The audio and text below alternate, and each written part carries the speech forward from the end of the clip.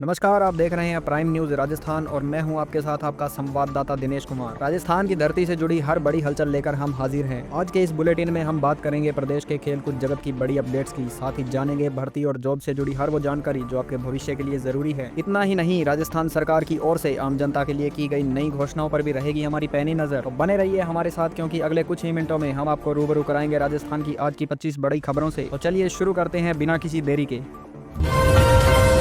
राजस्थान में कड़ाके की ठंड और घने कोहरे का सितम जारी है। राजधानी जयपुर समेत 16 शहरों में मौसम विभाग ने येलो अलर्ट जारी किया है। सुबह के समय विजिबिलिटी शून्य रहने से यातायात बुरी तरह प्रभावित हो रहा है। आने वाले 48 घंटों में तापमान में 2 डिग्री की ओर गिरावट आने की संभावना जताई गई है, जिससे ठिठुरन और बढ़ेगी।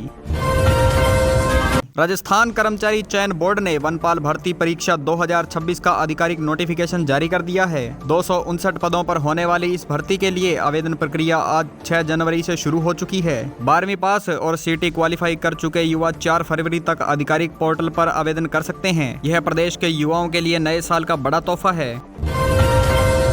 जयपुर के चोमू इलाके में प्रशासन ने अवैध अतिक्रमण के खिलाफ बड़ी कार्रवाई की है। सड़क पर बने अवैध धार्मिक ढांचे और दुकानों पर बुलडोजर चलाया गया। पिछले दिनों इस क्षेत्र में पुलिस पर हुए पथराव के बाद सुरक्षा के कड़े इंतजाम किए गए हैं। भारी पुलिस जाब्ते की मौजूदगी में शांतिपूर्ण तरीके से अतिक्रमण हटाने का काम पूरा किया गया।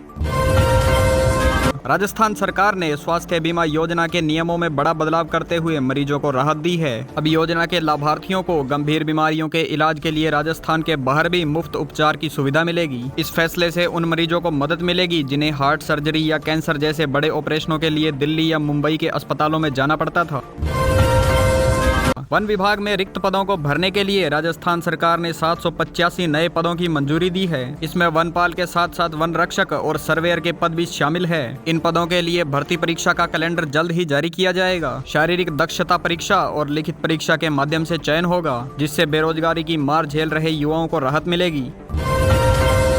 जालौर जिले में कल देर शाम एक बस अनियंत्रित होकर पलट गई, जिससे बड़ा हादसा हो गया। इस दुर्घटना में 2 यात्रियों की मौके पर ही मौत हो गई, जबकि 20 से अधिक लोग गंभीर रूप से घायल हैं। घायलों को नजदीकी अस्पताल में भर्ती करवाया गया है। पुलिस प्राथमिक जांच में हादसे का कारण तेज रफ्तार और कोहरे को मान रही है। अलवर में 7 साल के मासूम बच्चे की हत्या के मामले में पुलिस ने त्वरित कार्रवाई करते हुए मुख्य आरोपी को गिरफ्तार कर लिया है। पुलिस पूछताछ में आरोपी ने अपना जुर्म कबूल कर लिया है। इस जघन्य घटना के बाद इलाके में भारी आक्रोश देखा जा रहा है। मुख्यमंत्री कार्यालय ने मामले की रिपोर्ट तलब की है और फास्ट ट्रैक कोर्ट में सुनवाई के निर्देश दिए हैं। राजस्थान में पुरानी पेंशन योजना को लेकर चल रहे विवाद के बीच वित्त आयोग ने बड़ा संकेत दिया है। राज्य के बोर्ड, निगम और विश्वविद्यालय के कर्मचारियों के लिए नई अंशदायी पेंशन योजना लागू करने पर विचार किया जा रहा है। इस फैसले का कर्मचारी संगठनों ने कड़ा विरोध करना शुरू कर दिया है और राजधानी में बड़े आंदोलन की चेतावनी दी है। जयपुर पुलिस की स्पेशल टीम ने एक हाईटेक साइबर ठगी गिरोह का भंडाफोड़ किया है। पुलिस ने शहर के पोश इलाके से एक अंतर्राज्यीय गिरोह के 5 सदस्यों को दबोचा है। इनके पास से दर्जनों लैपटॉप, फर्जी सिम कार्ड और करोड़ों के लेन देन का डेटा बरामद हुआ है। यह गिरोह देश भर के लोगों को बिजली बिल अपडेट करने के नाम पर ठगी का शिकार बनाता था।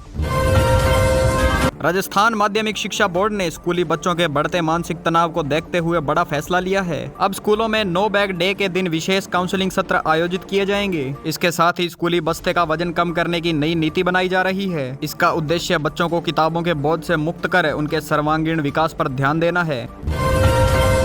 समाज कल्याण विभाग ने उत्तर मैट्रिक छात्रवृत्ति योजना के लिए आवेदन की तिथि 31 जनवरी तक बढ़ा दी है। अनुसूचित जाति, जनजाति और पिछड़ा वर्ग के पात्र विद्यार्थी अब आधिकारिक पोर्टल पर अपनी प्रोफाइल अपडेट कर आवेदन कर सकते हैं। सरकार ने स्पष्ट किया है कि बायोमेट्रिक उपस्थिति के आधार पर ही इस बार स्कॉलरशिप की राशि सीधे बैंक खाते में भेजी जाएगी।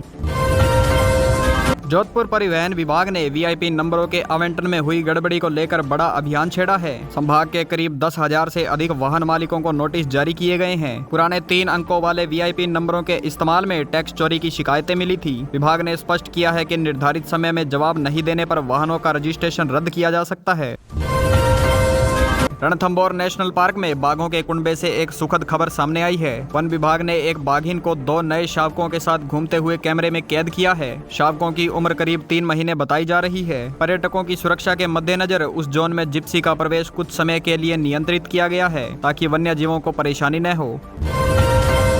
राजस्थान पुलिस मुख्यालय ने कांस्टेबल भर्ती परीक्षा का अंतिम परिणाम घोषित कर दिया है। चयनित उम्मीदवारों की सूची आधिकारिक वेबसाइट पर अपलोड कर दी गई है। सफल अभ्यर्थियों के मेडिकल परीक्षण और दस्तावेज सत्यापन की प्रक्रिया अगले सप्ताह से जिला मुख्यालयों पर शुरू होगी। इसके साथ ही पुलिस बेड़े में रिक्त पदों को भरने के लिए नई भर्ती प्रक्रिया की तैयारी शुरू हो गई है।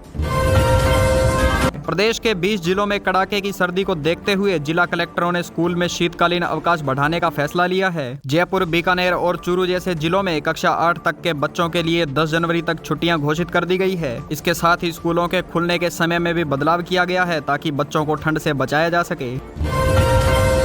चिकित्सा विभाग की एसओजी टीम ने प्रदेश में चल रहे फर्जी डॉक्टर गिरोह का पर्दाफाश किया है। कार्यवाही के दौरान 3 ऐसे लोगों को गिरफ्तार किया गया है जिन्होंने 16 लाख रुपए देकर जाली प्रैक्टिस लाइसेंस खरीदे थे। यह गिरोह ग्रामीण इलाकों में बिना किसी वैध डिग्री के क्लिनिक चला रहे थे। पुलिस अब फर्जी डिग्री बनाने वाले गिरोह की तलाश में जुटी है।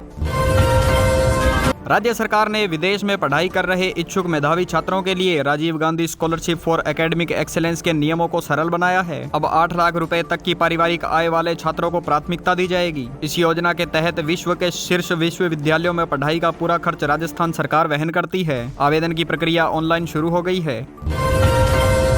जयपुर के नीरजा मोदी स्कूल की मान्यता को लेकर सीबीएसई ने बड़ा कदम उठाया है। एक छात्रा के सुसाइड मामले में बोर्ड ने स्कूल की मान्यता रद्द करने की प्रक्रिया शुरू कर दी है। जांच कमेटी की रिपोर्ट में स्कूल प्रबंधन की लापरवाही सामने आई थी। बोर्ड ने साफ कर दिया है कि छात्रों के मानसिक सुरक्षा से खिलवाड़ करने वाले संस्थानों पर सख्त कार्यवाही जारी रहेगी। राजस्थान विधानसभा के आगामी सत्र की तैयारियां तेज हो गई है। भजनलाल सरकार इस सत्र में कई महत्वपूर्ण विधेयक पेश करने जा रही है। सूत्रों के मुताबिक महिला सुरक्षा और पेपर लीक माफियाओं के खिलाफ और सख्त कानून बनाने के प्रस्ताव को मंजूरी मिल सकती है। विपक्ष ने भी कानून व्यवस्था और बिजली कटौती के मुद्दे पर सरकार को घेरने की रणनीति तैयार कर ली है। राजस्थान लोक सेवा आयोग ने सांख्यिकी अधिकारी और पुस्तकालय अध्यक्ष के पदों पर भर्ती के लिए नया परीक्षा कार्यक्रम जारी किया है। इन पदों के लिए लिखित परीक्षा फरवरी और मार्च माह में आयोजित की जाएगी। अभ्यर्थी आयोग की वेबसाइट पर अपने एडमिट कार्ड डाउनलोड कर सकते हैं। आयोग ने परीक्षा केंद्रों पर नकल रोकने के लिए सुरक्षा के कड़े इंतजाम किए हैं। जैसलमेर में चल रहे सीमा दर्शन प्रोजेक्ट को लेकर केंद्र सरकार ने बड़ा फंड जारी किया है। भारत पाकिस्तान सीमा पर पर्यटन को बढ़ावा देने के लिए तनोट माता मंदिर क्षेत्र में नई सुविधाएं विकसित की जाएंगी। इसके साथ ही सीमा सुरक्षा बल के जवानों के पराक्रम को दिखाने के लिए एक आधुनिक म्यूजियम भी तैयार किया जा रहा है जो पर्यटकों के आकर्षण का केंद्र होगा। जयपुर में नशीले पदार्थों के खिलाफ पुलिस ने बड़ी कार्रवाई करते हुए कोकेन और स्मैक की खेप बरामद की है। इस मामले में पुलिस ने 5 लोगों को गिरफ्तार किया है जिनमें से एक विदेशी नागरिक भी शामिल है जो बिना पासपोर्ट वीजा के रह रहा था। पुलिस गिरोह के नेटवर्क को खंगाल रही है कि यह नशा शहर की किन किन पार्टियों में सप्लाई होना था।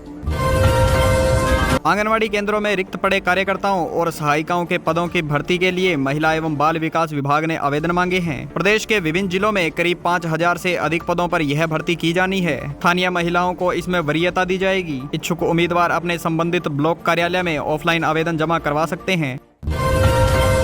राजस्थान के 504 सरकारी स्कूलों की इमारतों को जर्जर घोषित कर दिया गया है। शिक्षा विभाग ने इन स्कूलों के बच्चों को नजदीकी सुरक्षित भवनों में शिफ्ट करने के निर्देश दिए हैं। इनमें से 212 भवन इतने खतरनाक हैं कि उन्हें तुरंत गिराने की सिफारिश की गई है। सरकार ने नए स्कूल भवनों के निर्माण के लिए अतिरिक्त बजट आवंटित करने का आश्वासन दिया है। राजस्थान अधीनस्थ सेवा चयन बोर्ड ने चतुर्थ श्रेणी कर्मचारियों के परीक्षा परिणाम को लेकर बड़ा अपडेट दिया है। बोर्ड अध्यक्ष के अनुसार परिणाम तैयार करने का काम अंतिम चरण में है और इसी माह के अंत तक रिजल्ट घोषित कर दिया जाएगा। इससे हजारों बेरोजगारों का इंतजार खत्म होगा और सरकारी विभागों में रिक्त चतुर्थ श्रेणी पदों पर नियुक्तियां शुरू होगी।